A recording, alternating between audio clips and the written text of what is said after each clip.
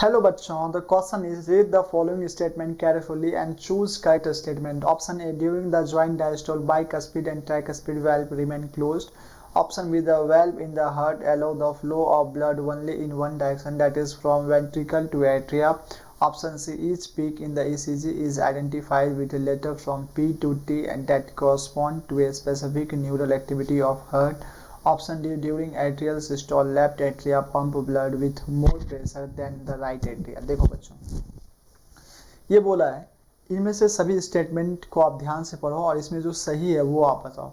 देखो क्या होता है बच्चों, ऑप्शन ए, जो ऑप्शन ए है बच्चों वो क्या है, क्या बोला, during the joint diastole bicuspid and tricuspid valve remain close. No बच्चों, ये स्टेटमेंट तो इनकरेक्ट हो गया। अब ज्वाइंट डायस्टोल है मतलब ब्लड का कुछ ना कुछ तो फ्लो हो रहा है। अब ब्लड का कुछ ना कुछ तो फ्लो हो रहा है, अगर बाइकस्पिड ट्राइकस्पिड वेल्व अगर ओपन रहेगा, अगर क्लोज रहेगा तो ब्लड का फ्लो ही नहीं होगा। बच्चों ये स्टेटमेंट क्या हो गया, इनकरेक्ट हो गया। ये स्टेटमेंट क्या हो गया बच्चों, इनकरेक्ट हो गया। बाय जो डायस्टोलिक बाइक during the joint diastole bicuspid tricuspid valve are not closed. Okay बच्चों, तो स्टेटमेंट इसलिए क्या हो गया, करेक्ट हो गया। अब देखो option B, the valves in the heart allow the flow of blood only in one direction. यहाँ तो स्टेटमेंट सही है, लेकिन यहाँ से देखो from the ventricle to the atria. No बच्चों, एट्रिया से वेंट्रिकल में ब्लड जाता है, तो ये स्टेटमेंट क्या हो गया बच्चों, इनकरेक्ट। बच्चों जब भी ब्लड जाता है एट्रिया से वेंट्रिकल में जाता है। ओके बच्चों, एट्रिया से वेंट्रिकल, वेंट्रिकल से एट्रिया में नहीं जाता है। क्यों नहीं जाता है, क्योंकि वहां वेल्व लगे रहते हैं जो कि बैक फ्लो को रोकता है। तो बच्चों ये स्टेटमेंट कैसा हो गया, इनकरेक्ट।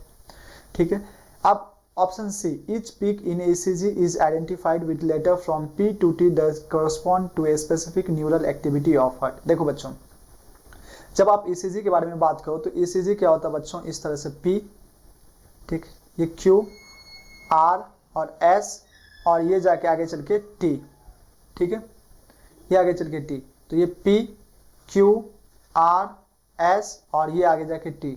बच्चों अगर आप P देखो, P क्या बोलता था बच्चों, depolarisation of atria, QRS that is depolarisation of ventricle and T that is depolarisation of ventricle. तो हर एक लेटर P, Q, RS कुछ न कुछ, P से लेके T तक कुछ न कुछ जो न्यूरल का एक्टिविटी है, जो हार्ट का जो एक्टिविटी है कुछ न कुछ बता रहा है। तो बच्चों स्टेटमेंट सी जो है बच्चों ये करेक्ट है।